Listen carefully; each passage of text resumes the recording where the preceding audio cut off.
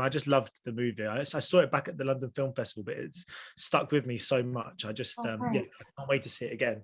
Thanks so much. Thank you. I mean, as an actress, I mean, you'll get plenty of scripts through and plenty of characters, but how rare is a screenplay like this and a character like Ava? When this script came through, it was a real delight and a really rare thing to see such a complex character, where really difficult feelings and sort of emotions and history is explored, and then such sort of joy and humour and warmth as well. So it's really rare, you know, and I jumped at it. I was so delighted. Because she's sort of so endearingly ordinary in cinematic terms. I mean, but that's what makes for me, that's what makes this story so wonderful, is that it's just shining a light on two people. There's Ali and Ava's on every single street. Do you believe that everyone has a story to tell? I'm so glad you think that, because that's just what is the joy of this film. And absolutely, and it's sort of only when, what's depressing is that it's only when a film, you know, like this comes along, or a script like this comes along, that it really highlights how unusual it is. Because for sure, you know, regardless of, you know, being a woman my age, but everyone, I'm convinced that everyone, no matter how ordinary or normal in inverted commas, has extraordinary sort of stories in them, even if they're just small, even if they're just having, you know, massive feelings of joy or love or pain, or, you know, these stories are happening, on buses and in supermarkets and in banks and everywhere. And for Clio to have just so sensitively just picked two people and honed in on them, and to tell this really, you know, lightly told story that explores such big, deep feelings is brilliant. Yeah. And you mentioned sort of Ava's, the kind of complexities to the characters. A lot of what, but those sort of the things that she has to deal with surround things that precede the movie. Her husband dying, the abuse she'd obviously suffered. When playing a role like this, how much of your performance is informed by the character's past, or do you just try and focus on what's in the script, in the here and now?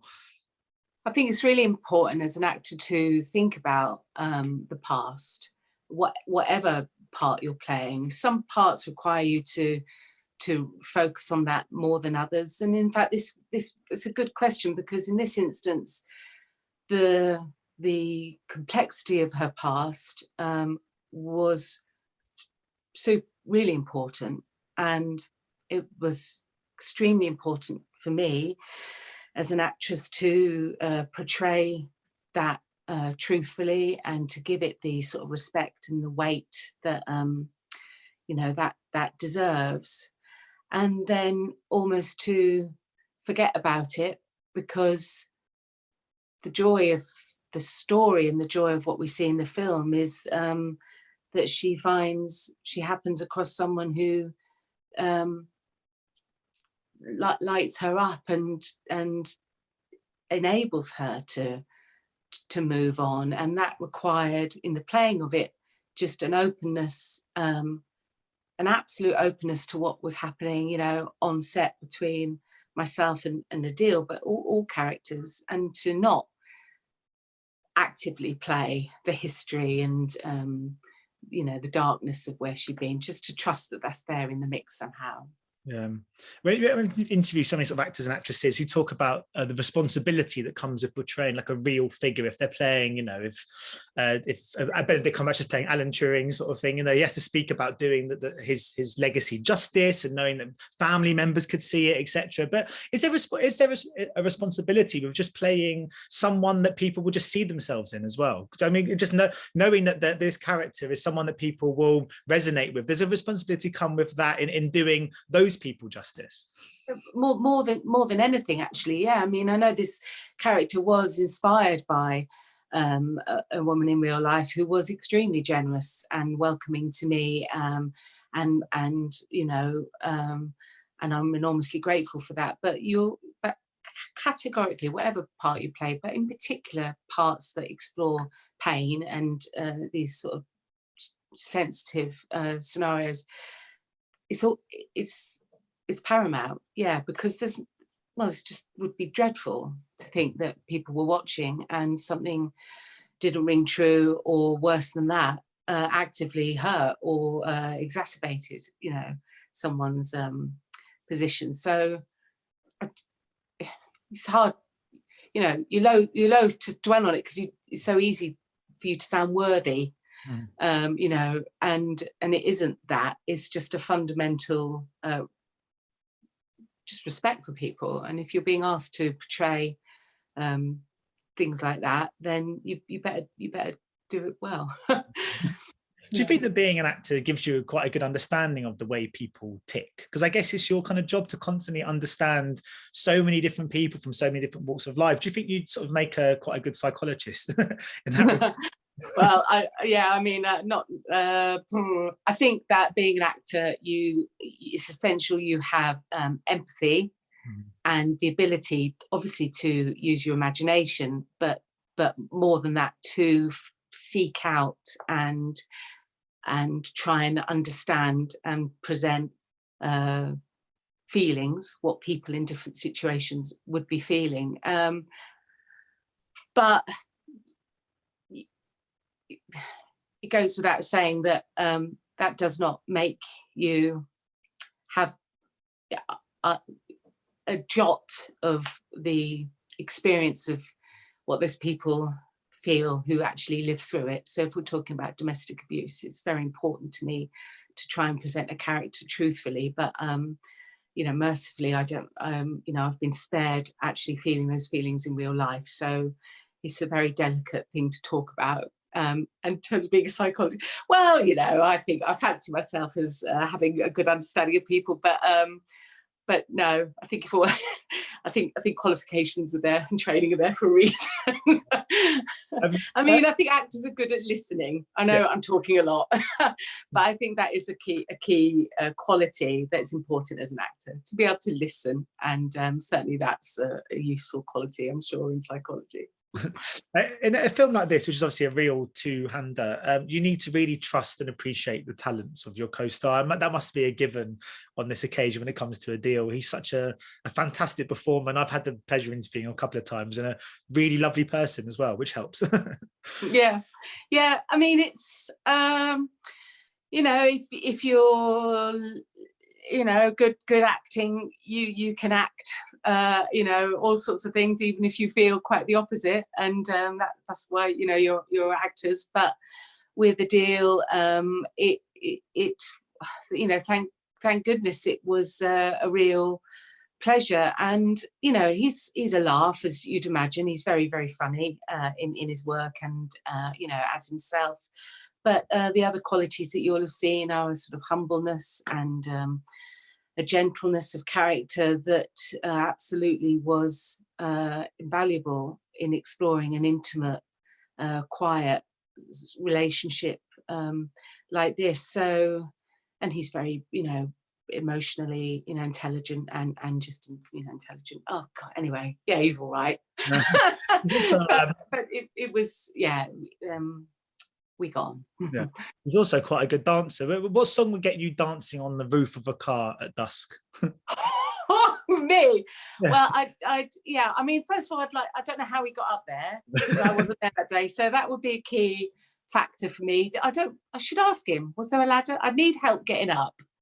And then it takes quite a lot for me to dance. I mean, I love a dance on my own or with very close friends, but to be asked to dance on camera I was in this film. Yeah.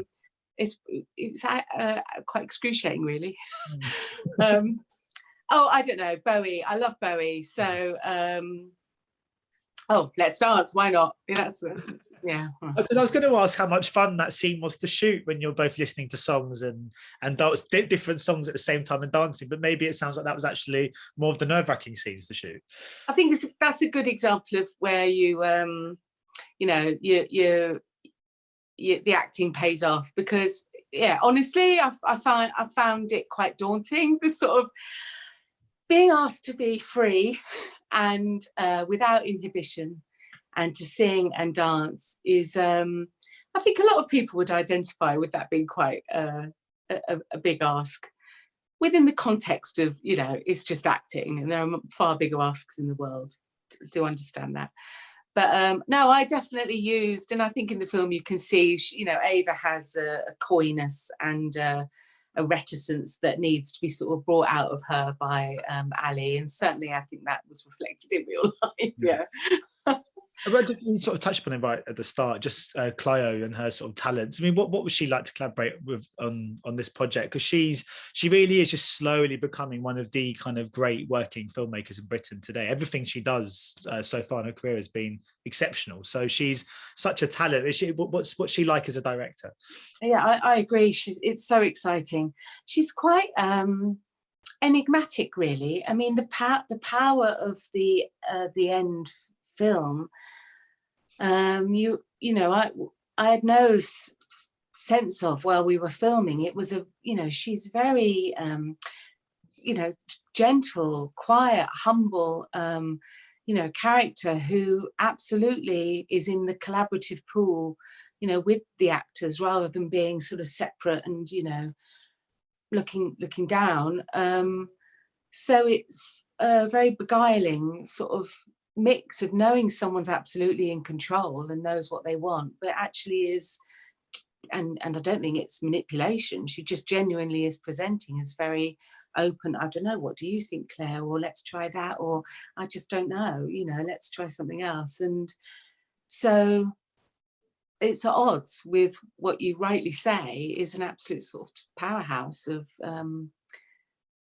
you know, beautiful sort of strong work. But you know, it's important to note that at all times you feel like you are in safe, brilliant hands. It was just a very gentle experience. Yeah. Talking of powerhouses, I mean, you came through the Mike Leigh School of Filmmaking. I mean, what an education. I mean, do you still look back to Secrets and Lies and that experience is really shaping your career and turning you into the actress that you are today? 100%, absolutely, categorically. Working with Mike Leigh was formative. You know, I'd left drama school and done theatre for a couple of years, did a tiny little bit in Casualty, a couple of lines, and then, you know, Mike cast me in Secrets and Lies. So all of my education about working with, you know, with cameras, with crew, came from him, and a lot of how, you know, the ethos I have as an actor, let's say, the importance of keeping work and life separate, the importance of keeping yourself and your characters separate, all came from him. And I think about it all the time. It was wonderful. And I feel, and you know, it sounds glib, but I truly feel sort of blessed to have had that experience with him. And bigger than that, learning about crew, learning about, you know, Dick Pope, his wonderful cinematographer, taught me so much about the importance of the collaboration and how respectful everyone is of each other, how a camera team, let's say, for example, they're so close in on the action that they are as much a part of it as the other actors or the director. So, there's a million things that I could say that I learned from him. Yeah. Well, thank you so much for your time today. And I mean, well, to be fair, we can see Mike Leigh's kind of influences in Clio's work as well. You know, such a wonderful filmmaker, and she's brilliant. So anyway, yeah, thank you for your time, and best of luck with the release of the movie. And hope the thank you so much. Thanks so much. Nice to see you. See you again. Bye. Bye. Ladies and gentlemen, you're watching Hey You Guys. Hey You Guys, huh? Hey, you guys. Is that from the Goonies? It is indeed, yes. Nice. Hey!